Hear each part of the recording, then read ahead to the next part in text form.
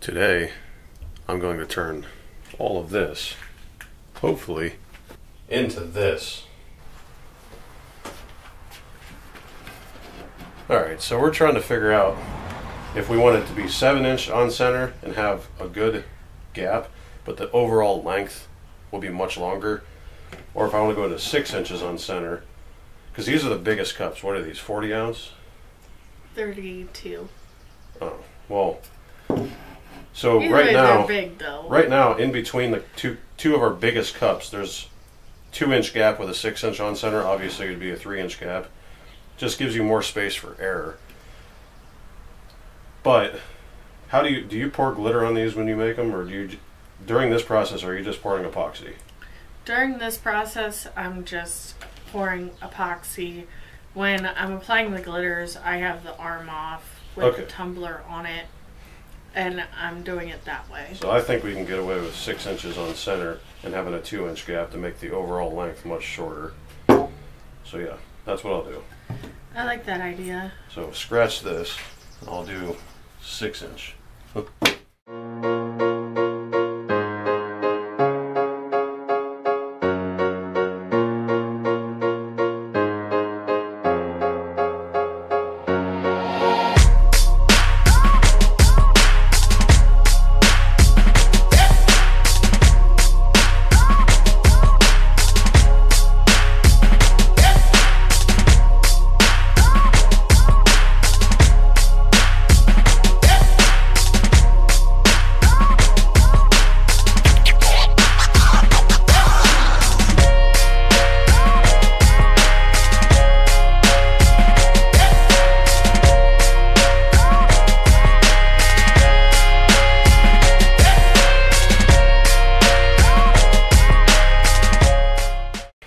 I spared you guys the time of watching me cut all these pieces. Basically, I just marked them all out, cut them with my circular saw. So here is all the wood that I'm using. I will put a picture of this, my cut sheet in there. Shows all the measurements, everything. All the circles is the pieces you need to cut. I still have to cut out the 2 pieces of plexiglass, but I'll get to that later. I'll assemble everything and then build the lid. Anyway.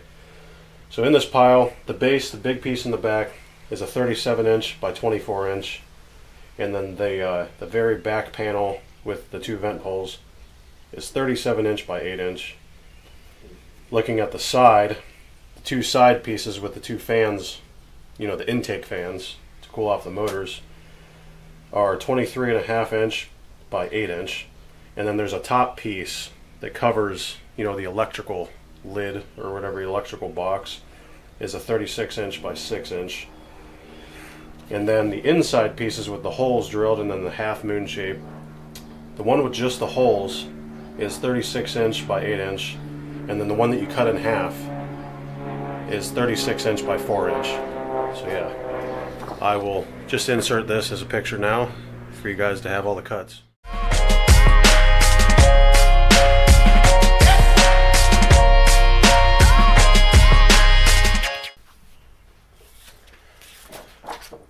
Alright, so I'm getting ready to start cutting the holes in this piece where the PVC comes through. Not the half moon one, but just the one with the solid, you know, the whole circle. And what I did is I have an 8-inch piece from top to bottom, so I measured 4 inches to the center, drew a line across, and then I gave myself from the first cup on the side to the edge, I gave 3 inches, which leaves a little bit with our biggest cup, and then 6 inches on center of each hole. So yeah, I did 3 inches, 6, 6, 6, 6, 6, and marked it. And I'm going to take a 1-inch bit, bore through it, and that'll give us, I think the outer diameter of a 1/2-inch PVC pipe is just under 7/8 of an inch, so it'll give us a little bit of wiggle room to adjust it to make it level.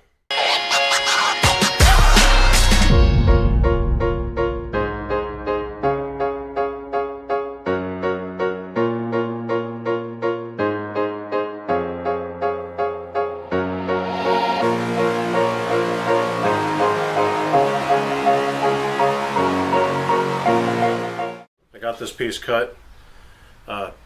take it from my word. Don't make that mistake I made and just buy a full sheet of plywood so that way you have plenty. I was just using what I had. Yeah, I mounted this in my drill press and then I put it in a vise, drilled straight through, and it still wasn't perfect because it wanted to walk off. So I had to take a round file and file it out, you know, to where it matched up with this, if you know what I mean. I'm still going to have to fine tune it. Once I get the motors in there, I'm going to have to move them up or down to get it level, but I should have enough wiggle room now, so this is close enough. It's just not perfect. So yeah, now I'm going to take my Craig pocket hole jig, start drilling all these holes, and then assembling the box. So yeah, let's get some footage of that.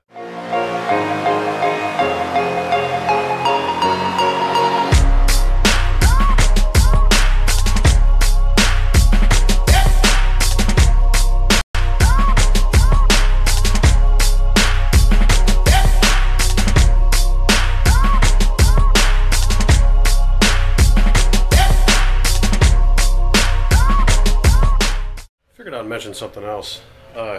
Do yourself a favor, just get a piece of sandpaper, doesn't matter the grit, and you'll see when you cut the edges of the plywood, they get super jagged. I don't know if you can see it or not, but you're just asking to give yourself some splinters. So what I've just been doing this whole time, just taking a piece and knocking off all those sharp bits, and it'll make your piece look better in the end, having soft, you know, rounded little edges. So real quick, doesn't take hardly any extra time, and I know nobody likes sanding, so just do yourself a favor and round over the edges.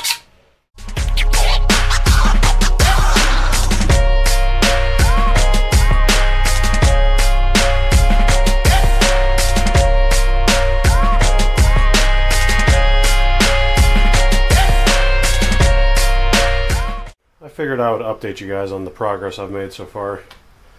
So as you can see, the shell is almost done. I still got to make the clear plexiglass cover that's going to cover all this. But for now, I'm just getting it operational, essentially. This cover, I made the pocket hole screws and I put a screw here so I can pull it up. But this sits down inside. It sits down in like that. Well, minus that corner. And then whenever I want to take it out and, you know, replace parts or whatever, I just got to undo these screws and then pop it off. Cut these PVC pipes to 10 inches, and that gives me, it'll sit about right there. And with the longest, the 40-ounce cup, it comes to about right here. So this is plenty good. So I'm going to cut 6 of these at 10 inches long. Also, I'm going to run some Teflon tape along all these so that it, you know, glides easier, and epoxy doesn't stick to Teflon, so that'll protect the top of this surface here. So yeah, I think the next step is some electronics. So as you can see, I'm down in my basement office here, my electronics lab. You can see a lot of progress has been made here. Yesterday I went ahead and just put my head down and built the thing rather than filming, and I just figured I would explain everything afterwards and make it easier.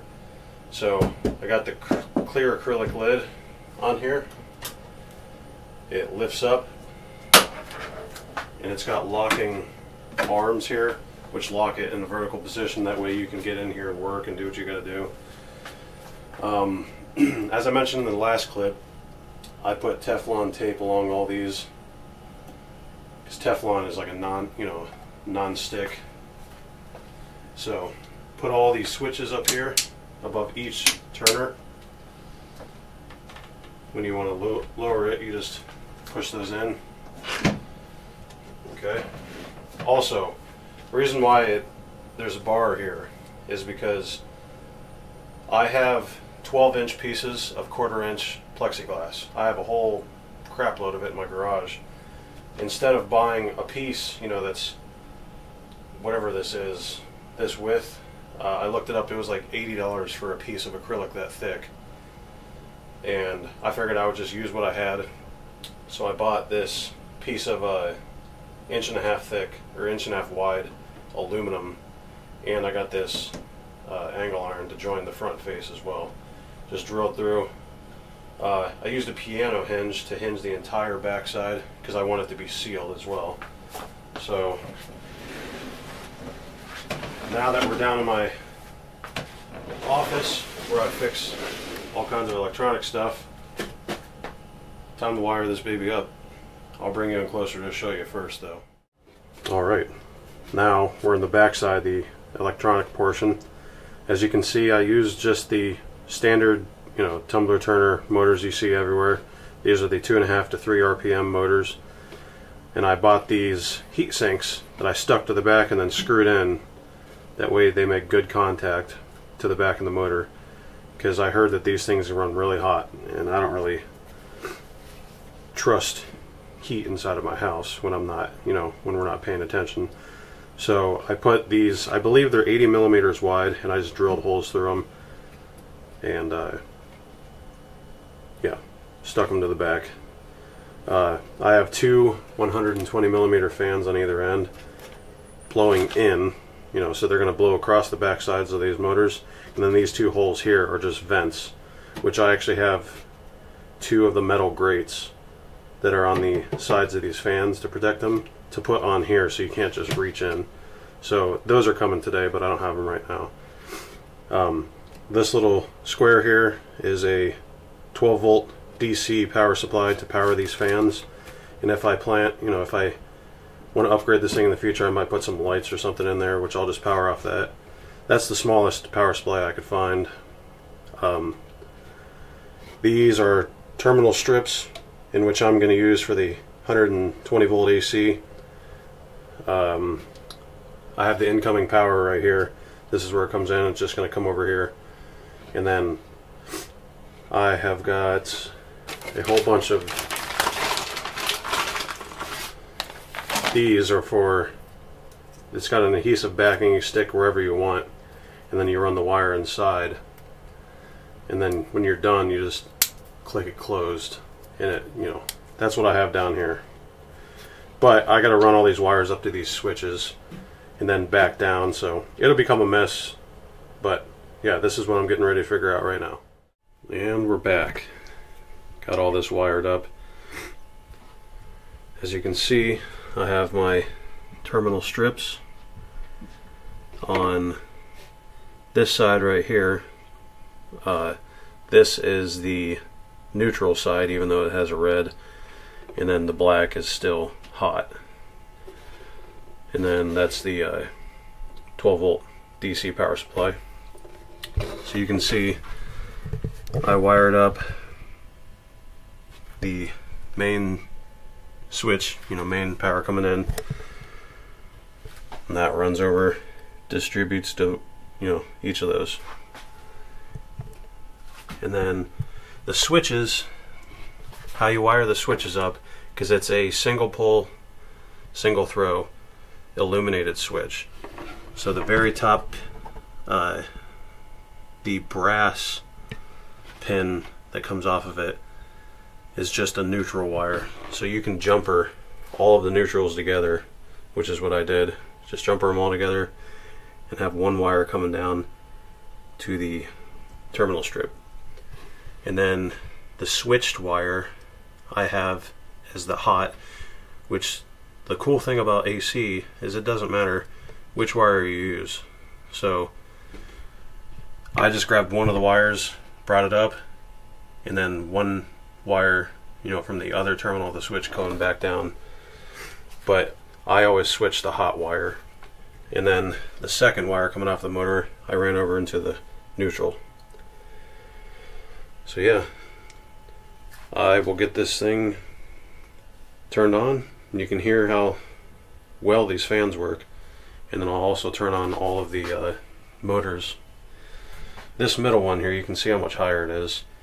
I have to ground, or I have to shave down that block a little bit. It's a little high, so it doesn't want to move real well. It still works. I just have to notch out that groove a little more. Alright, I got the fans turned on. I wish you could feel how much air is coming out of these vents. It's even more when you put the lid on. But these two fans at 12 volts, they push some serious air.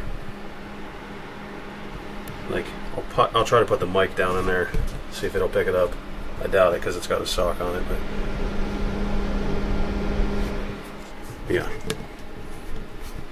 So, I'm gonna put the lid on this thing, take it upstairs, and I'll let my girlfriend test it out. Get all this part out.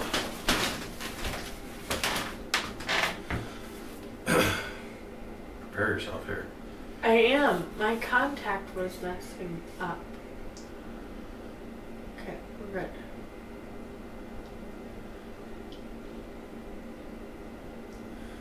It's filming right now. Well, you get a picture of my mouth on your... Maybe this will be a deleted scene. Anyway. Alright, you ready? Mm-hmm. Alright. We have it in its final resting place. I loaded it all up with multiple different size tumblers. I even put the timer on the back there. I still have to program it and do all that, but the fans are on. I don't know if you can hear it or not. None of the motors are on. I'm going to have her test it out here. I'm going to have her open it up, turn them all on, do everything. So I really like this handle. It makes it look so fancy. remember to lock those. There you go.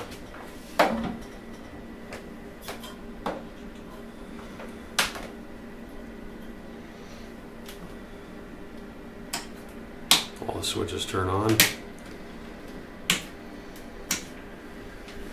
Obviously none of the cups are level. Go ahead and close the lid. No, remember to unlock the...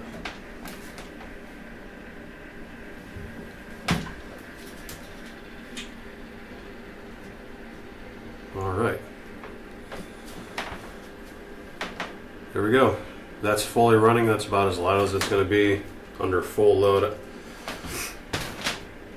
It's going to be very few and far in between when we're running 6 cups at a time, but I like to overbuild things. I like to do a one and done type thing, so yeah. I'm going to bring you in for a closer look here. Alright, here we are a little bit closer. You can see you got the fans. I'll leave a bit of a gap over here and in the back so that it can pull air from the side and blow out through the back. There's actually quite a bit of air coming out, but you can see they're all moving real slow. Like I said, these are the 2.5 to 3 RPM motors.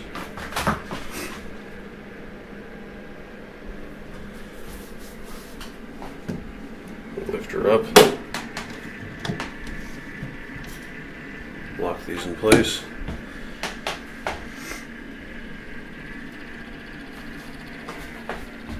Well, hope you guys enjoyed this process. If you have any questions, maybe something I didn't include, please message me or comment. Do whatever you gotta do. I'd be glad to help. Thanks for watching.